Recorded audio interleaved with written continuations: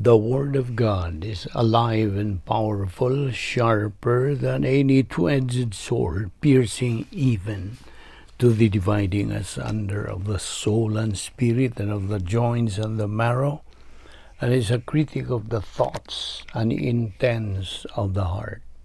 All Scripture is God-breathed and is profitable for doctrine, for reproof, for correction, for instruction in righteousness, that the man of God might be mature, thoroughly equipped unto all good works. Study to show thyself approved unto God, a workman that needeth not to be ashamed, rightly dividing the word of truth. Before we start our Bible study nining adlaw, kinahanglan ang atong pagsunod sa atong naandan nga buluhaton, tulumanon, sa dili pa kita magapadayon sa pagtuon sa pulong sa Dios, kinahanglan nga limpyuhan atong tag sa kakalag, ingon nga mga Kristohanon, pinagi sa paggamit sa prinsipyo sa 1 John 1:9 nga nagkanayon sa in English, if we confess our sins, God is faithful and just to forgive us our sins and to cleanse us from all unrighteousness. Humani mo buhata ka na, ikaw andam na usab sa pagpadayon, sa pagtuon sa pulong sa Dios. Panalang kanimo dili pa magtotoo. Since you are still an unbeliever, ang imong atubang nga isyu mao ang paggamit niya ng imong kabubuton, your free will, aron ikaw makahimos labing menungdanong desisyon sa tibuok mong kinabuhi, ang desisyon sa pagtuo kang Ginoong Hesukristo ingon nga imong manduluwas. Busa gamita karon ang prinsipyo diyan sa 1 John 1:9, Acts 16:31 nga mao kini ang nagatugon kanimo, tumuo ka kang Ginoong Hesus ug ikaw maluwas. Therefore, magampo ta sa ilom.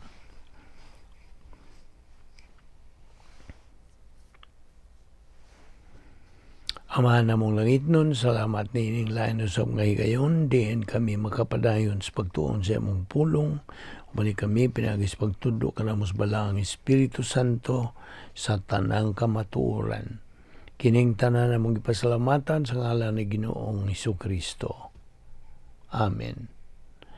Maingad daw sa tanan nato mga subscribers, mga higala, mga igsoon diyan ni Kristo, our fellow believers.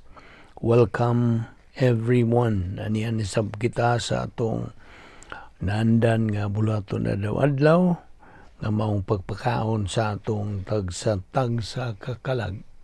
Man does not live by bread alone, but by every word that proceeds from the mouth of God. Niya pa kita magadupot niya nga atong tunanan nga giuluhan o the hypostatic union of the Lord Jesus Christ. Now, ato nang gisgutan kagahapon ang bahin sa doktrina sa kenosis, o dunay duha ka mga kalampusan o kadaugan sa matag magtotoo. Ang una niini gitawag og strategic, sa dihang si Ginoong Hesukristo nagmalinaogon sa langit nung away, sa dihang siya nagmadinaogon batok sa sala ug sa kamatayon. He was victorious at the cross. That was the strategic victory of our Lord Jesus Christ. And by appropriating to this very incident nga nagmadinaogon si Ginoong Kristo dito sa cross, then ang usa ka magtotoo who appropriates to this truth, then mudaog siya nining strategic victory. Ug ang ikaduha mao gitawag og tactical, sa dihang ang mga magtotoo mahimo na silang mga mananaog sa kinabuhi. Okay? Now, Oh, by the way, anto tamo tukbil sa tagamay may tungod dining manifestation of the kenosis ni Ginoong Jesucristo. Okay? So, what is the manifestation of the kenosis of the Lord Jesus Christ? Matthew 4, 1 to 10, about our Lord Jesus Christ being tempted by Satan. Gitintal siya ni Satanas. Unya, there are temptations nga mao ang evidence testing ni Ginoong Jesucristo ang gibuhat ni Satanas. Temptations by Satan. Unsa man tong una. Okay, usa niini, make these stones to bread. Himo ang tinapay kining mong bato. Kay gigutom ka na, kinahanglan ka og pagkaon. Og make these stones to bread, si Ginoong Jesucristo migamit sa pulong sa Dios to confront the devil. Okay? Yes, Deuteronomy chapter 8 verse 3, our Lord quoted the Old Testament verse, man does not live by bread alone, but by every word that proceeds from the mouth of God. Diha niya kana kutlua. Og atong nasayran nga ang atong Ginoong Jesucristo samtang dinhis yan ing kalibutan na sa atol sa iyang unang pag-anhi, His first advent.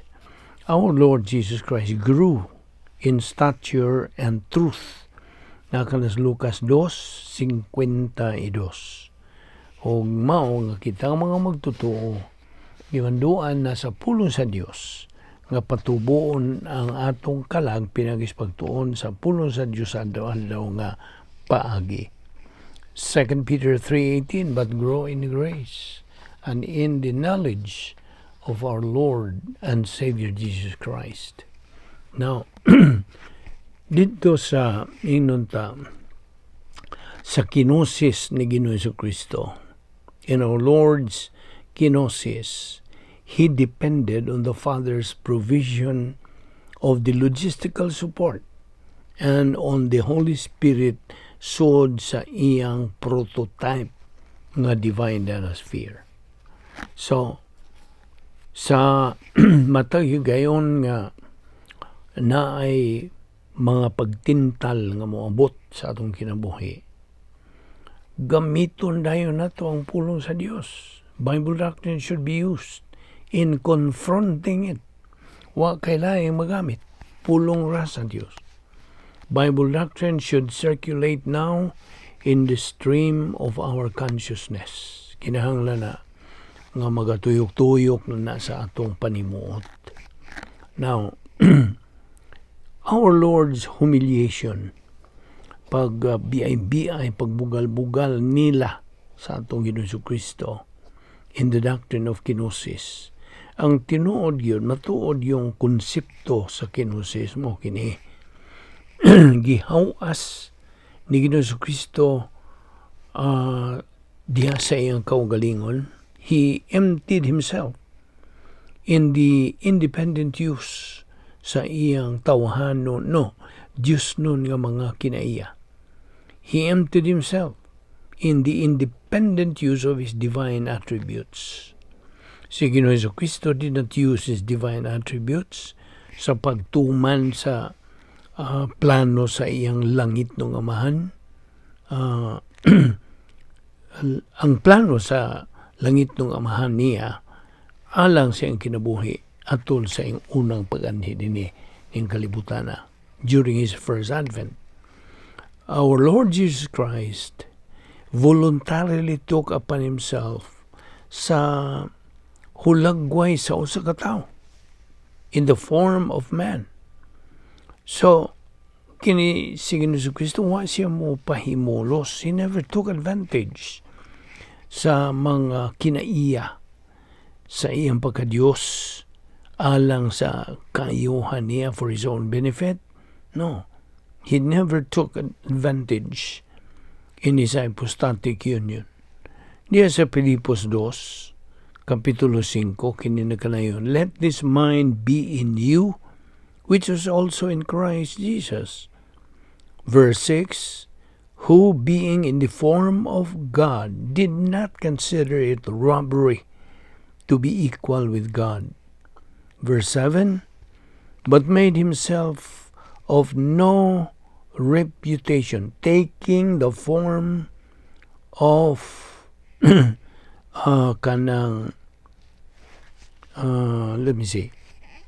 taking the form of a bondservant, and coming in the likeness of man.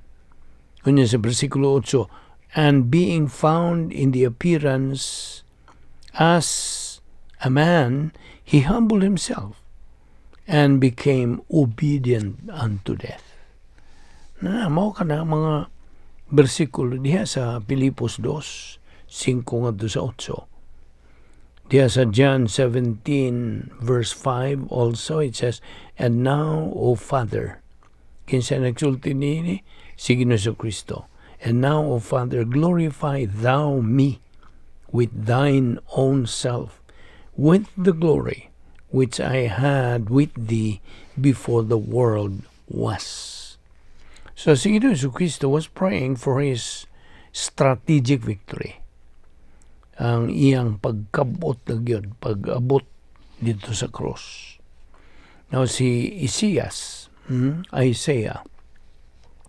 prophesied that a power system will indwell and control sa atong Ginoong Kristo. Si Ginoong Kristo may eksperimento niini og siya nagmadinaugon. Okay? Now, it was our Lord Jesus Christ, humanity, that carried our sins. Ang iyang pagkatao, in His hypostatic union, He used every human resources, unsa man, mga human resources, ang pulong sa Diyos. You see? Now, in His hypostatic union, He used every human resources. So akong gibalik kini, just for emphasis, diya sa Lucas 2:52, ako po ning gikudto di badugay, and Jesus kept increasing in wisdom and stature and in favor with God and men.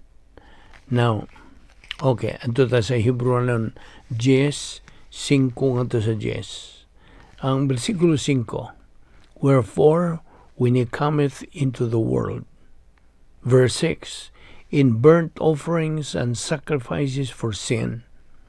Verse 7, then said I, lo, I come, in the volume of the book. Verse 8, above, when he said, sacrifice. Verse 9, then said he, lo, I came too. Verse 10, by the which will we are sanctified through the offering.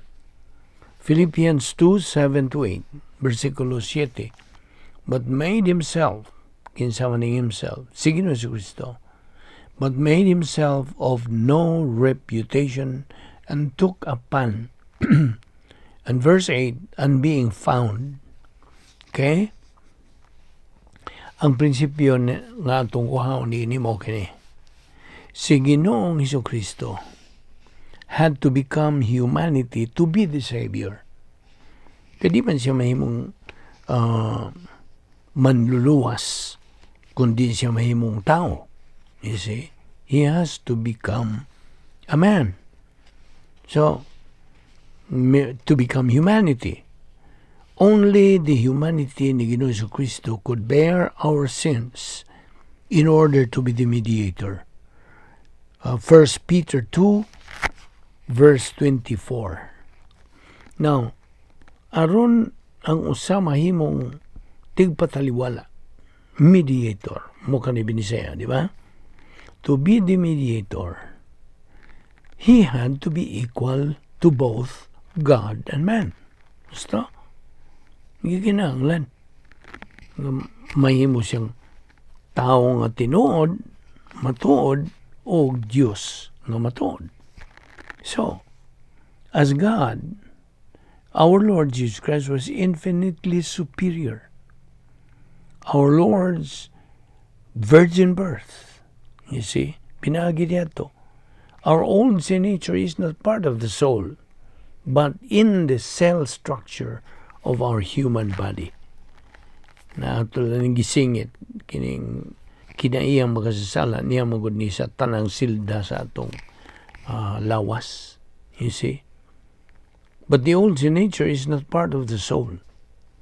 But, ana diya sa silda, cell structure of our human body. Now,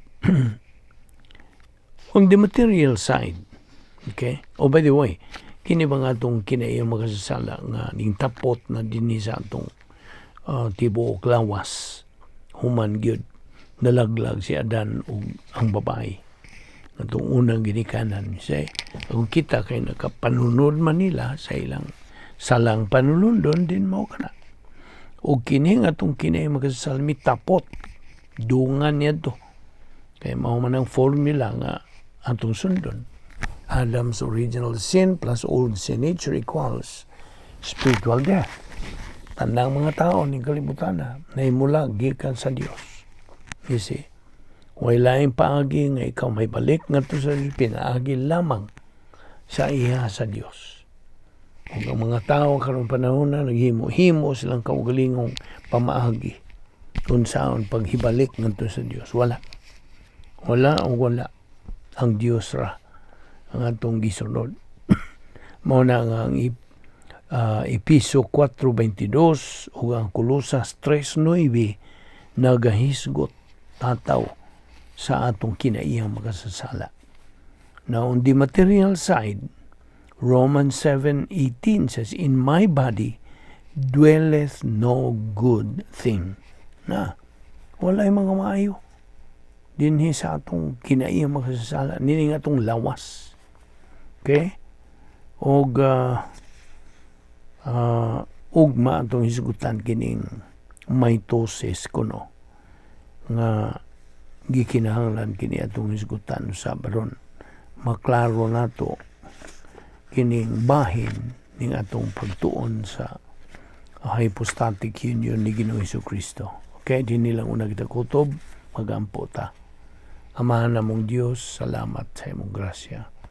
Among ipahimuslan bani kami karon sa among pagbuwag-buwag, ilikay kami sa mga kabilinggan. Salamat ni among Bible study through the YouTube sa Balbido Evangelistic Ministry. Kining tanan, among ipasalamatan sa ngalan ni Ginoong Jesucristo. Amen.